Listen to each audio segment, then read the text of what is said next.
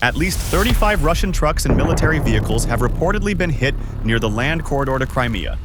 And the most dangerous part is not only the number. It is where those strikes are happening. A supply road into Crimea is burning, and that may matter more than one explosion beside the battlefield. Along the route linking southern Russia to the occupied peninsula, fuel tankers, cargo trucks, and military convoys are now being hunted by Ukrainian drones. Roads that once looked deep in the Russian rear no longer look safe. This is the new pressure point in the war. A single burning fuel tanker on the Mariupol highway can slow the vehicles behind it, delay ammunition, block spare parts, and force commanders to rethink the whole route. The road itself becomes a warning sign. Crimea cannot support a large war machine if the supply lines behind it are squeezed. The Kerch bridge has faced repeated security alerts. Ferry routes across the Kerch Strait have been hit. Now the roads through Mariupol, Berdyansk, and Melitopol are under growing drone pressure. This is not just about Ukraine destroying a few trucks. It is about Kyiv trying to isolate Crimea without sending infantry into the peninsula first. So, if the Kerch bridge is no longer fully safe, the ferries are under threat, and the M14 is becoming a drone kill zone, how much longer can Russia keep Crimea supplied? Crimea was built into Russia's southern fortress, but that fortress depends on roads, fuel, and steady movement behind the front. After 2014, Moscow treated Crimea as a political prize. Yet after the full-scale invasion began, the peninsula became something far more important. It became a military platform. From that ground, Russia could support pressure across southern Ukraine, protect sea routes in the Black Sea, and keep a large force connected to the wider war. On the map, Crimea looks like a strong position. In real combat, it is only as strong as the supply lines feeding it. This is why the current fight around the land corridor matters. Russia does not hold Crimea only with flags, speeches, and concrete bunkers. It holds it with fuel convoys, repair trucks, ammunition loads, radar crews, air defense batteries, and replacement units moving down from Russia. If that flow slows, every Russian position on the peninsula begins to feel the strain. A tank without fuel becomes a parked shell. A launcher without missiles becomes a target. A radar site without spare parts becomes a blind point in the sky. For years, Crimea gave Moscow a strong military reach. Aircraft could operate from airfields across the peninsula. Air defense systems could watch the approaches from Ukraine and the Black Sea. Naval assets could support pressure from Sevastopol. Missile systems and radar sites could help Russia look deep into southern Ukraine. That network allowed Russian commanders to threaten Kherson, Zaporizhia, and the wider Black Sea region without starting every operation from Russian soil. But this power has one weakness that cannot be hidden underground. Crimea sits at the end of a long supply chain. Behind it are the roads and rail links from Rostov, Taganrog, Mariupol, Berdyansk, and Melitopol. These names are not just places on a map. They are the steps in a military pipeline. Fuel has to move through them. Ammunition has to pass along them. Damaged vehicles need parts from them. Soldiers rotating in and out depend on them. If one link becomes dangerous, the pressure does not stay there. It moves down the entire chain. That is what makes Ukraine's current approach different from a simple strike campaign. Kyiv does not need to storm Crimea first to make Russia uncomfortable inside it. It can attack the support system that keeps the peninsula working. A drone strike on a truck may look small beside a major battle, but if that truck carried fuel for air defense vehicles or supplies for a coastal unit, the effect travels farther than the blast. The loss is not only metal, it is time, confidence, and planning space. This is also why the story is not only about whether Ukraine can liberate Crimea in one dramatic move. That question is politically powerful, but the battlefield question is more immediate. Can Ukraine make Crimea harder to feed, harder to defend, and harder to use as a launch pad before any ground assault is even possible? If the answer moves closer to yes, then Russia's fortress begins to change shape. It still looks heavy from the outside, but inside, it starts depending on fewer roads, tighter schedules, and riskier convoys. The simple map explains the danger. Crimea sits at the far end. Russia must push supplies down from Rostov and Taganrog through Mariupol, then toward Berdyansk, Melitopol, and the routes leading into the peninsula. Every kilometer gives Ukraine another chance to watch, wait, and strike. Every stop gives a drone more time to find movement. Every delay makes the next convoy more important and more exposed. Once Crimea is understood as a fortress fed from behind, the next question becomes sharper. Ukraine does not have to break every wall at once. It only has to start closing the doors Russia uses to keep that fortress alive. The Kerch Bridge was once Russia's most direct lifeline into Crimea, but a lifeline that must keep stopping is no longer fully reliable. For Moscow, the bridge was never just concrete and steel. It was the fast route from Russia into the peninsula, the public symbol of control, and the line that allowed traffic, supplies, and military cargo to move without crossing occupied southern Ukraine. As long as that route looked secure, Crimea could feel connected to the Russian mainland. But once the bridge became a regular target and a constant security concern, its value began to change. The key point is not whether the bridge is completely destroyed. The danger is more subtle. If traffic must stop after drone alerts, if trains face delays when sending heavy cargo across it, then Ukraine has already created pressure. A bridge under constant threat still stands on the map, but it cannot work with the same confidence. Every closure creates waiting lines. Every inspection slows movement. Every alarm forces commanders to ask whether the next convoy should risk the crossing or wait for another window. That delay matters in war because supply is measured by rhythm. A truck that arrives late can mean a battery waits longer for shells. A repair team without parts can leave a launcher parked. Fuel that should reach Crimea in the morning may arrive after units have already changed plans.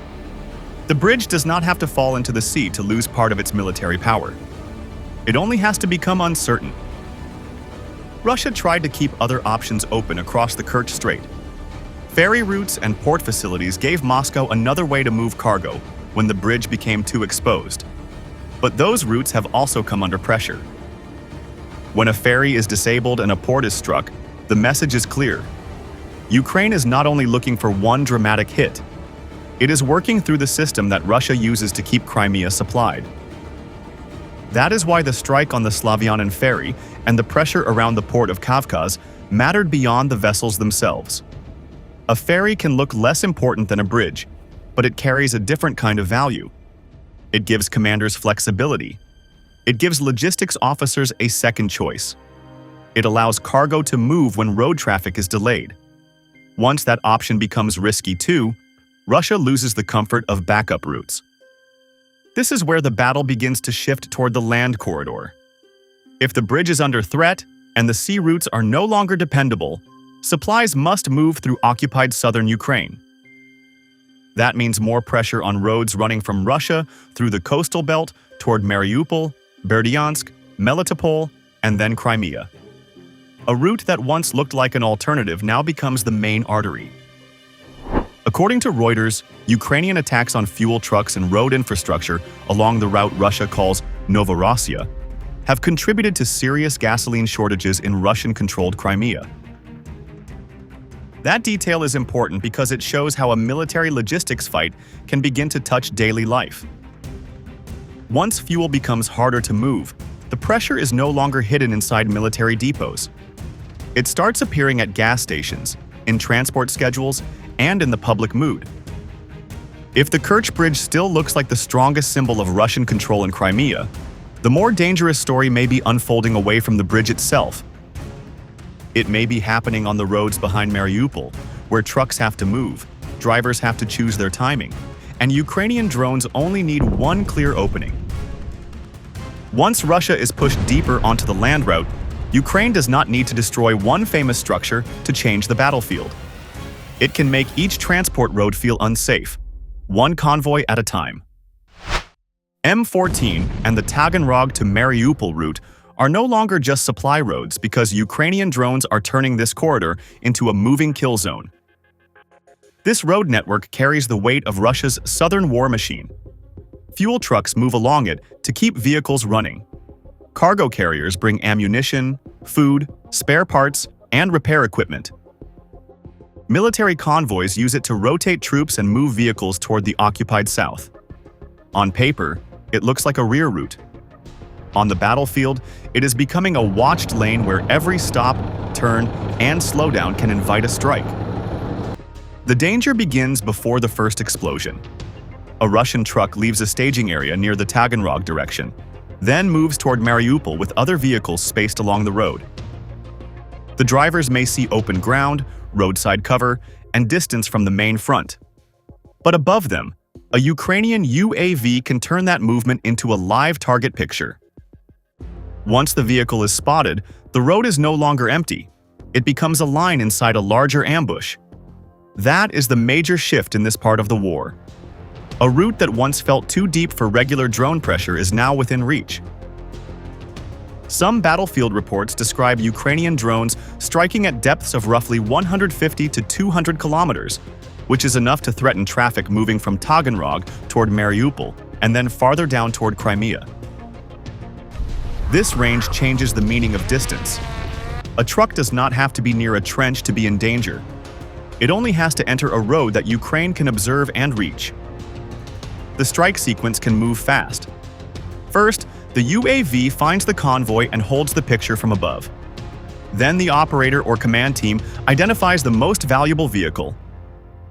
A fuel tanker becomes a priority because fire spreads fear quickly and blocks movement. A cargo truck matters because it may carry shells or replacement parts. A command vehicle matters because it can affect coordination. Once the target is chosen, an FPV or long-range drone dives in, and the whole line behind it has to react. A burning tanker changes the road in seconds. Smoke can cover the lane, drivers behind it slow down, and nearby vehicles may scatter toward side roads or tree lines. That movement creates more targets. A convoy that was supposed to move as one controlled group begins to break into smaller pieces, and each piece must choose between speed and safety. If it keeps moving, it may drive into another drone. If it stops, it becomes easier to hit. Ukraine does not need to destroy every vehicle to damage the system. One strike can force a delay. 2 hits can make commanders change the schedule. A few destroyed trucks can push convoys to move at night, split into smaller groups, or wait for electronic warfare cover. Those choices may reduce losses in one place, but they also slow the entire supply flow. A road that demands special planning before every trip is no longer a normal rear route. This is what makes the campaign different from a simple attack on Crimea. The target is not only the peninsula itself, the target is the road leading to it. Ukraine is making the path to Crimea feel like a battlefield long before the cargo reaches the peninsula. Rear area and front line begin to blend together, and Russian drivers can no longer assume that distance gives protection. Once a supply corridor becomes a kill zone, the damage does not stay with the burned vehicles on the roadside. It moves into the fighting rhythm of Russian forces across the south and the east. The strikes around Crimea are now spreading into a wider logistics problem because Russia's supply system is being stretched across several directions at once. The first pressure point is the southern route, but the effect does not stop there. A truck delayed near Mariupol can affect fuel planning farther down the line. A damaged cargo vehicle can leave a unit waiting for ammunition. A road that becomes dangerous forces Russian commanders to move supplies through longer, slower, and more exposed paths. This is how a local drone campaign begins to shape a much larger battlefield. The danger is serious because Russia's southern and eastern forces depend on constant movement. The Dnieper and Vostok groups, with roughly 150,000 troops, need fuel, shells, spare parts, food, medical support, and replacement vehicles to keep fighting across a wide area. If the logistics network supporting them becomes unstable, the pressure can reach far beyond one highway. Around 480 kilometers of front can feel the result when rear roads stop working smoothly. This is not the kind of collapse that happens in one loud moment. It starts quietly. A fuel convoy arrives late. An ammunition truck is held back because drones were seen near the route. A repair team cannot bring parts to a damaged armored vehicle. A field depot is moved to a smaller location because the old site has become too easy to watch. Each delay looks manageable alone, but together they slow the tempo of the Russian force. Donetsk and Makiivka now fit into the same pattern. Warehouses, power facilities, troop holding areas, and transport points are no longer sitting safely behind the line. They are part of a watched zone. Ukrainian drones can look for movement near storage sites, follow vehicles leaving them, and turn routine transport into a target trail. Once that happens, Russian commanders must protect not only the front positions, but also the roads, depots, and staging areas that keep those positions alive. The battlefield effect is direct. If ammunition reaches artillery units more slowly, Russian guns may have to fire with more caution. If fuel becomes harder to deliver, armored vehicles cannot move as freely, and self-propelled artillery has less room to shift after firing. If spare parts are stuck behind a dangerous route, damaged machines remain out of action longer. The front line may still hold, but the force behind it begins to lose speed. This is where drone warfare becomes a fight against rhythm. Ukraine does not need to stop every Russian convoy. It only needs to make the next convoy harder to plan than the last one. Drivers may wait for darkness. Commanders may divide larger loads into smaller groups. Extra escorts may be needed for simple transport missions. Electronic warfare vehicles may be pulled away from other tasks to cover a road. Each decision protects one movement, but it also consumes time and manpower. The pressure is also reaching Crimea's civilian side, and that makes the problem more difficult for Moscow. Fuel shortages on the peninsula show that the stress is no longer hidden inside military bases. When ordinary drivers begin to feel the strain, Russia must manage both the battlefield and the public image of control. A territory presented as secure cannot look secure if fuel becomes harder to find and transport feels uncertain. This raises the central question for the campaign. If a drone offensive can create shortages, delay military cargo, and force Russia to protect roads far behind the line, is this only a war of attrition, or is it preparation for something larger? Crimea's inner shield is now under pressure because Ukraine is not only striking the roads that feed the peninsula. Inside Crimea, the targets are becoming more important for Russia to lose. Air defense batteries, radar stations, airfields, naval infrastructure, and command posts all help Moscow keep the peninsula usable as a military base. If those layers weaken while supply routes are already under drone pressure, Russia faces a harder problem. It must defend the roads into Crimea and the systems inside Crimea at the same time. The first layer is air defense. Systems like S-300, S-400, Nebo-U radar, and Pantsir S-2 are the eyes and shields that help Russia detect drones, track missiles, and protect high-value sites. When one radar is damaged, the loss is larger than the machine itself. A gap can open in coverage, and Ukrainian drones may get a better path toward a depot, a launcher, or an airfield. This creates a difficult chain for Russian commanders. If an air defense unit stays in one place too long, it can be found and attacked. If it moves often, it may protect less area and lose time setting up again.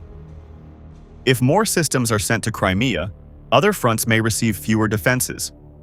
If fewer systems remain, the peninsula becomes easier to strike.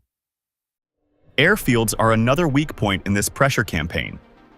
Belbek and other military sites matter because aircraft need runways, fuel, maintenance crews, ammunition storage, and radar support. A fighter or bomber is not useful if the base around it becomes too dangerous to operate. Ukrainian strikes do not need to destroy every aircraft on the ground. They only need to make takeoff, repair, and storage more risky. Recent reports about FP-1 drone ambush tactics make this threat more serious. The idea is simple but dangerous. A drone or drone-carried explosive can wait near a Russian airfield, stay hidden, and strike when an aircraft appears or when ground activity creates a clear target. That changes base defense. The danger is no longer only a missile arriving from far away. It can also be a small weapon waiting close to the place Russia believes is secure. Storm Shadow attacks add another level to the campaign. When drones force Russia to spread protection across roads, depots, and airfields, missiles can be used against higher-value targets such as command posts, radar sites, ammunition storage, and naval facilities. Russia has to guard against cheap drones, long-range drones, cruise missiles, and sabotage-style strikes in the same area. Moscow can still respond, and those responses matter. It can increase electronic warfare, move short-range air defense closer to key sites, build camouflage cover, send convoys in smaller groups, use decoy trucks, travel at night, or push supplies onto longer routes. These steps can reduce some risk, but they also slow the system. More protection means more equipment tied to roads. Smaller convoys mean less cargo per movement. Night travel may help against normal cameras, yet thermal optics can still find heat signatures. That is why the campaign around Crimea is becoming less about one dramatic attack and more about daily pressure. Ukraine is forcing Russia to defend many moving parts at once. The road network, the radar net, the airfields, the ports, and command structure all need protection. If one layer weakens, another becomes more exposed. So the final question is no longer only whether Ukraine can enter Crimea soon. The sharper question is how long Russia can keep Crimea working if every road, radar, airfield, and command post is worn down each day. Crimea may not fall through one massive battle, but it could be weakened by a slower and more dangerous method. What is happening around the peninsula does not look like a traditional assault. But Ukraine is now attacking the conditions that allow Russia to keep Crimea working as a military base. The Kerch bridge no longer carries the same sense of safety. Ferry routes and port facilities across the Kerch Strait have been threatened. The M14 and the roads through Mariupol, Berdyansk, and Melitopol are now watched by drones. Radar sites, air defense systems, airfields, depots, and command posts are being pulled into the same pressure campaign. Crimea can still appear under Russian control on the map, but control on a map is not the same as control in real war. The near future may not be a direct Ukrainian ground assault into Crimea. The more realistic scenario is a steady squeeze, with more drones over the roads and more pressure on airfields and naval infrastructure. So the question is not whether one burning fuel tanker can decide the fate of Crimea. The question is whether hundreds of small cuts can turn Russia's fortress into an isolated base from the inside. What comes next? Will Ukraine hit the M14 even harder, or shift more pressure toward airfields and command posts inside Crimea? Leave a comment with your take, like and share this video, and subscribe to Military Force for more frontline analysis.